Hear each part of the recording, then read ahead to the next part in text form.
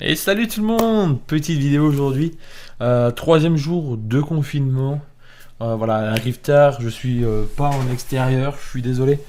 Très mauvaise nouvelle pour nous ce matin. On est allé à un rendez-vous. Putain, ma coupe, c'est horrible. Faut vraiment que j'ai. Vraiment, je peux pas aller chez le coiffeur. Je peux pas aller chez le coiffeur et Navi peut plus me coiffer. J'essaye de rire. Ouais, du coup, c'est vrai. Attendez, je vais mettre un chapeau, ça ira mieux. Voilà, c'est mieux. Du coup, ouais, Navy est hospitalisé. Là, je suis tout seul chez moi. C'est vraiment pas facile, hein, je vais vous raconter un peu. Donc, on est arrivé à 9h30 pour faire notre échographie comme toutes les 2 semaines. On vient avec nos masques, avec notre gel hydroalcoolique personnel, on se lave bien les mains, on fait bien attention. On arrive au rendez-vous avec le gynéco, machin et tout.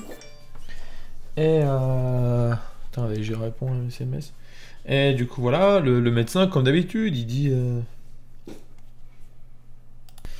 dit comment se passe votre grossesse et tout. Donc Nevi, bêtement, comme d'habitude, elle dit ben voilà, j'ai ça, j'ai mal ici, j'ai mal là. Des mots habituels hein, qu'a depuis le début de la grossesse. Et là, elle dit, hein, elle a fait l'erreur, hein, entre guillemets, de dire ben, je sens que j'ai un petit peu moins de souffle. Chose qui est normale dans une grossesse, surtout une grossesse gémellaire, comme c'est notre cas. J'ai un peu moins de souffle et tout. Et là, le médecin, il dit, bah, je suis désolé, on va devoir vous garder. Procédure coronavirus. Vous avez des symptômes au niveau des poumons. C'est soupçon de coronavirus. À partir de maintenant, vous êtes en quarantaine. Vous, monsieur, vous sortez immédiatement de l'hôpital et vous rentrez chez vous. Et, madame, on va vous mettre en confinement dans une chambre. Euh, voilà, ça s'est vraiment passé comme ça. 2 minutes après, hein, j'étais dehors, sur le parking, tout seul. Navy laissée toute seule dans une chambre avec son fauteuil roulant sans pouvoir se déplacer ou autre. Vraiment très très perturbant, très très brusque comme méthode, mais je comprends cette méthode. C'est logique, c'est le protocole, c'est appliqué. Vaut mieux ça que de la laxitude. Mais à vivre psychologiquement, en tout cas je vais parler pour moi, je peux pas parler à la place de Navy. Peut-être qu'elle voudra en parler en vidéo. En tout cas pour moi ça a été vraiment quelque chose de brutal. Je n'ai pas le droit de visite, je n'ai pas le droit de la voir tout simplement, j'ai pas le droit d'aller à l'hôpital ou autre. Ils lui ont fait le prélèvement, ils vont lui dire si elle aura le coronavirus dans la nuit là. Dans la nuit, normalement si elle l'a pas, elle rentre demain matin, donc je vois pas pourquoi elle rentrerait pas. Enfin bref, voilà. De toute façon, elle a plus ce symptôme-là, je veux dire, c'est un cas très fréquent en cas de grossesse, etc. Mais bon, c'est le protocole, voilà.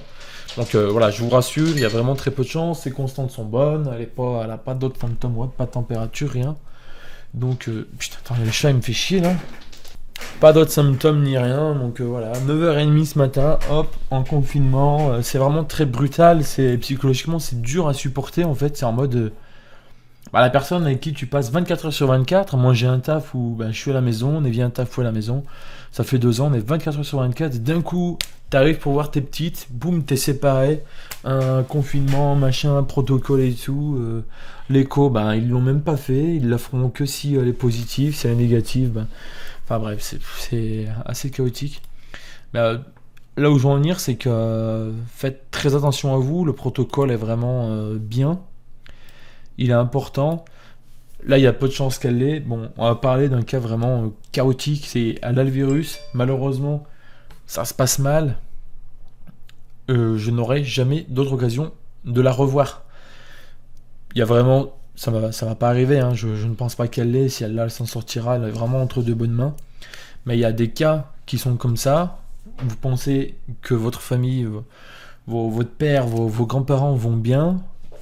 Ils se retrouvent en un claquement de doigts en isolement et vous ne pourrez plus jamais voir ces personnes. Donc je vous le redis, là je suis en train de vivre ce que c'est qu'une séparation brutale suite au coronavirus. C'est vraiment brutal, c'est vraiment difficile psychologiquement. Encore une fois, je me plains pas, c'est normal. J'aime pas me plaindre, je vous informe juste.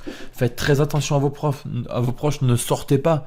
Là dans ma région, il y a 13 gamins qui faisaient un barbecue, une réunion, un barbecue dans la forêt ou autre.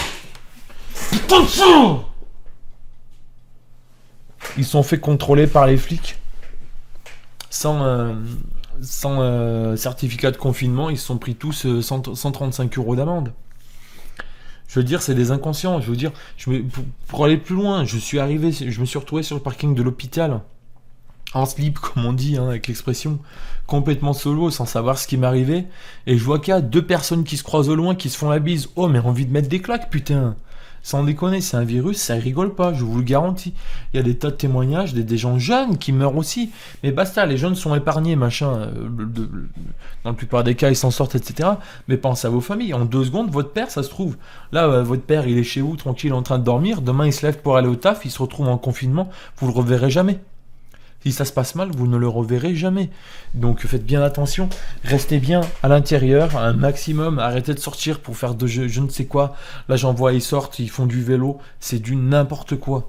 Franchement, ça me met hors de moi, parce que là je suis en train de vivre un petit peu ce qui se passe, et c'est vraiment chaotique, donc voilà. Bref, prenez soin de vous. Ouais, sinon, elle a fait des prises de sang. Pour l'instant, tout est normal. Normalement, elle sort demain. Il y a vraiment une infime chance. C'est le protocole. Quel est le virus? Il n'y a aucune raison clé. Ça, en 2 semaines, on n'est jamais sorti une seule fois. On n'a jamais accueilli quelqu'un chez nous, mis à part sa maman qui fait également très attention.